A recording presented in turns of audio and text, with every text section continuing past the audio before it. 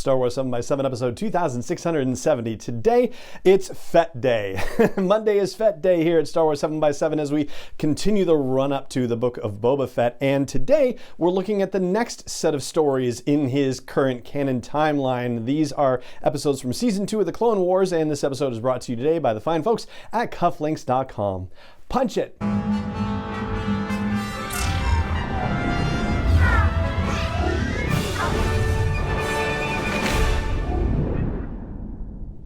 Hey Rebel Rouser, I'm Alan Voivod and this is Star Wars 7 by 7, your daily dose of Star Wars joy, and thank you so much for joining me for it. So in our first Fettday episode, which was 1 week ago today, we talked about his first two appearances in the current canon timeline, which were the Age of Republic comic, it's a one-shot featuring Jango Fett, and also his appearance in Attack of the Clones. Now we move on to a 3-episode story arc that ended Season 2 of the Clone Wars. The episodes are Death Trap, R2 Come Home, and Lethal Trackdown. They are episodes 20, 21, and 22 of the Clone Wars. They're the final episodes of that season.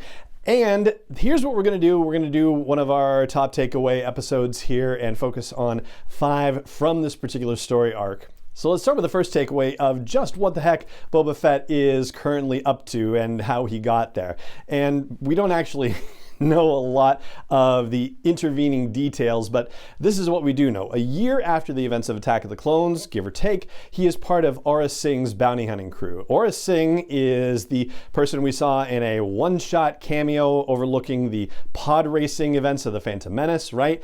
And she gets a name check in that Age of Republic Jango Fett comic book where he talks about how at least Aurra Sing is known to Boba Fett, so he's aware of her at some level. And he appears to have contacted her at some point after the events of Attack of the Clones because now he is part of her crew, or at least a crew for a particular job, along with Bosk, yes, the famous Bosk, and another bounty hunter named Castus, who, the less said about the better, and we'll explain why in a few minutes. Now, it does seem like, in particular, Boba is part of Aurra's crew just in general, but not necessarily Bosk, not necessarily Castus. It may be that they are only a part of Aurra's crew for one particular job, which is what the events of this final arc of Season 2 of the Clone Wars center around. So the second takeaway from this storyline has to do with where Boba's mindset is as relates to Mace Windu, and it's bad. It's bad. Of course, as you would expect, right? He wants to kill Mace Windu. And so this whole situation is in order to get Boba to kill Mace Windu. And so he gets onto a Jedi cruiser by posing as part of a clone youth brigade. And funnily enough, his cadet ID is Cadet 327. Ah, that's good fun. And he tries to put a bomb in Mace Windu's quarters, but by a lucky coincidence, Mace is able to avoid being killed by it, but it certainly alerts everyone on the ship that something bad is afoot. And so Aurra, although we don't know it's Aurra Sing at the time, recommends that Boba blow the reactor core of the ship. And Boba doesn't want to do that because there are all sorts of other innocent people who weren't responsible for the death of his father on board, but this voice says, just do what I say. And so he goes ahead and does it. And by the way, we are in full spoiler territory for this story arc, which, these episodes aired a long time ago, so I think we're pretty cool about that, right? So, they blow the ship. Still doesn't kill Mace Windu, and so they set a trap on the downed ship on Vancor, which is the planet where the Jedi cruiser ended up crash landing, and the trap is actually Jango Fett's helmet with a bomb inside it, and it doesn't quite kill Mace Windu either, but it gets him and Anakin trapped in some wreckage. Boba and Aurra and Bosk and Castus are watching from afar, and they see the explosion, and everybody's like, great, but Mace Windu isn't dead as far as they know. They just think he is, or at least some of the people think he is. And Boba's like, no, we have to see the body. And so Boba and Aurra managed to convince Bosk and Castus that they need to go investigate and get proof so that way they can get paid by the Separatists for killing not just Mace Windu, but also Anakin Skywalker in the bargain. Well, so it turns out that that doesn't work out because R2-D2 manages to save the day and convinces the bounty hunters, so, not necessarily directly, but just kind of makes them think accidentally that Mace Windu is actually able to get into a Jedi starfighter and escape. And so they have to use hostages that they took to try to lure Mace Windu into coming to meet them so that Boba can kill Mace Windu at that point. Well, doesn't work out that way. Instead, it's Plo Koon and Ahsoka who go into the meet, and ultimately they're able to get the drop on Boba and Ahsoka. Ahsoka escape. I'm gonna drop on Ahsoka. Wow, listen to me. They get the drop on Boba and Aurra. Aurra escapes. Boba is shocked by this, and Aurra ultimately gets away, sort of, or at least they think she does, but it looks like the ship Slave One ends up crashing and burning after Ahsoka sabotages it during a chase. And we don't know what Aurra's final fate is in this episode, and we assume that she's alive because later on, of course, in Solo: A Star Wars Story, Lando and Tobias Beckett have that conversation about Aurra Sing dying, so yeah, presumably she survives this.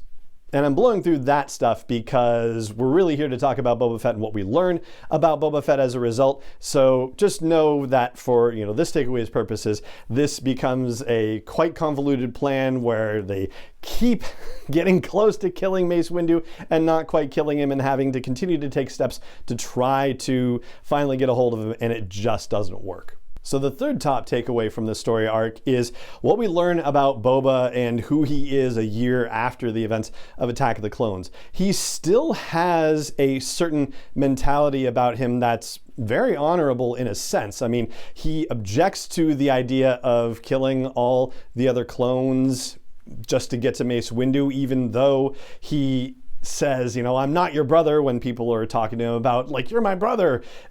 There's that kind of fight within him going on. Aurra Sing wants the clone cadets that he escapes from the downed cruiser with to die, and Boba doesn't want to do it, but ultimately does because he really is under Aurra Sing's sway. I mean, she did take him into her crew and is taking care of him. It's, a question of whether he would be able to take care of himself in the actual galaxy on his own. But, I mean, of all kids, I think he would probably have better odds than anyone else. And yet, he's still a kid. He's lost his dad. He's clearly latched on to Aurra Sing as a mother figure. But he does have a firmly established line that he doesn't want to cross. Like, there's a part where they reach out and send a message to Mace Windu and say, we're going to kill these hostages if you don't turn yourself in.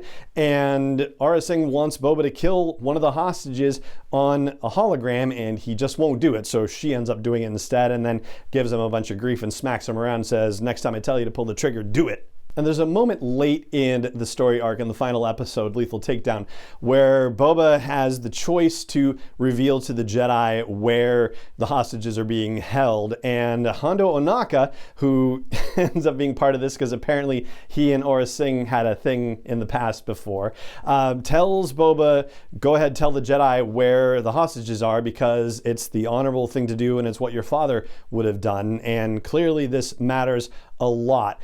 I mean, earlier in the episode, Hondo says, oh yes, father was a friend and he was an honorable man, and is very kind to Boba, actually, although when he first meets Boba, he looks at Aurra Sing and he says, he's not mine, is he? Which is just completely inappropriate and exactly what Hondo Ohnaka would do in the situation. So that was a great little laugh moment in the midst of everything. For a fourth takeaway, we'll focus on Aurra Sing, who clearly does not see the relationship the same way that Boba does. I mean, there's apparently something that she feels right about in terms of taking him in, that he will be useful in some fashion, I presume, but beyond that, it's hard to say what her motivations are, but it seems like that may be it, considering how the whole situation turns out, because Boba only wants to check that Mace Windu's dead, for example, in that middle episode of the Arc R2 Come Home, because he wants to make sure Mace Windu's dead.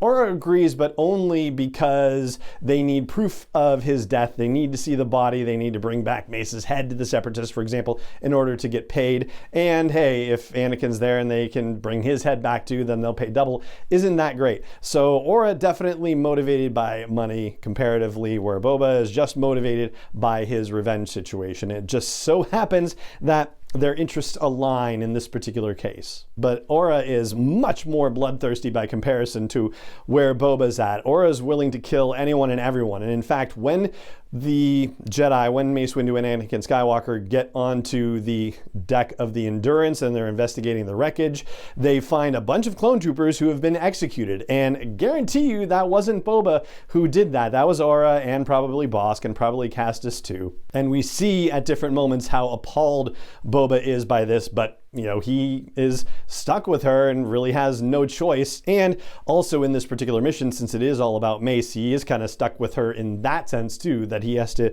be able to tolerate what she's doing and see it through, even though he is comparatively powerless in the situation. All he can do is, argue and rationalize as best he can. It's not like he is a grown adult who can fight her and Bossk and Castus in this situation, but he continues to be shocked and appalled by her methods. Even, and I think this may have been the breaking point, is Castus decides that he just doesn't want any part of this anymore, but he makes an ill-fated transmission off to somebody on Coruscant, and Aurra Sing manages to overhear it and shoots him dead on Florim. Boba has no idea what's going on. He just knows that Aurra and Hondo are talking, and then Aurra just turns around and says, "Hey, Castus," and Castus is like, "What?" And she goes, "Bang," and that's the end of him, and Boba gets no explanation for this whatsoever. But what really finally does the trick is Boba gets the drop on Plo Koon, and then Ahsoka sneaks up behind Aurra Sing and puts her lightsaber to Aurra's throat, and Aurra says, "Yeah, don't worry about it, it's fine," and loads up, some sort of like dart on her boot tip. Boba, was like, "I don't want you to die. I don't want you to, I don't want to lose you." And Aura's like, "Don't worry, you won't." But what ultimately happens is Boba shoots at Ahsoka to drive her away. And then a fracas ensues. And ultimately, Boba gets captured by Plo Koon. Aurra gets to run away, and he's like, "Wait, don't leave me, don't leave me." And Aurra just kind of looks back and then takes off. And so he's just like, "She left me. I can't believe she left me." So that, of course, becomes a very disillusioning moment for Boba, for someone who, was acting as a bit of a mother figure and protector to him, just abandon him. And it's definitely in keeping with the behavior that we saw from her, that she isn't in this with an emotional investment. She's only in this for the money. And before we get to the fifth takeaway, which is a tough one, my goodness, I'm going to take a moment to talk about cufflinks.com and thank them once again for sponsoring podcast episodes this month. So you've heard me talk about the accessory suite I'm building with the Mandalorian Mythosaur tie and the Grogu tie bar and the Boba Fett 3D cufflink helmet and also the Houndstooth socks, right? So the fifth thing, the final thing I'm adding to this is the pocket square. I mean, this really does go to show that they are a complete provider of accessories. It's not just cufflinks. They are the officially licensed exclusive provider of cufflinks for Star Wars, but they do so much more as well. And podcast listeners and viewers can get 15% off site-wide. It doesn't have to be Star Wars stuff. It can be anything at cufflinks.com. You just use the code SW7X715 when you're checking out. Again, use code SW7X715 to save 15% on your order at cufflinks.com. No minimum, no particular brand, whatever you want, go there and grab it and save. All right, so that fifth and final takeaway has to do with where we leave Boba at the end of the story arc. He has been captured by the Jedi and is brought back to Coruscant, where he gets face to face with Mace Windu and says, "I know I've done a lot of terrible things, but you started it when you killed my father, and I'm never going to forgive you." And Mace Windu's only line to him is, "Well, you're going to have to." Now, contextually, we know that Mace Windu had no interest in seeking revenge on Boba, but he was aware that Boba was Jango's son and that Boba watched him kill Jango. So where he got that information from, we don't necessarily know, but he's walking around with that knowledge, and yet the only thing he says to Boba is, "Well, you're going to have to," which contextually makes sense for where Mace Windu's mind is in all this, and it's, it makes sense with what we've seen in him already, but for him to just say that and nothing else to Boba and then say, "Take him away," I mean, my gosh, what must be going through Boba's mind as he's led away by clone troopers, presumably to go to prison for all he knows, and the guy who killed his dad says, "Well, you're just going to have to forgive me." I mean, oof, that's really tough. And I guess the question is, Does Boba really have to forgive him? I mean, is that the right advice to give? And can he even hear it? I don't know. And maybe we'll find out with future stories that we talk about where we see what happens next with Boba Fett. But for now, that is going to do it for our look at the next events in Boba Fett's life as we continue our Monday Fettday series. And that's going to do it for this episode of the show. It just remains for me to say thank you so much for joining me for it, as always. And may the Force be with you, wherever in the world you may be.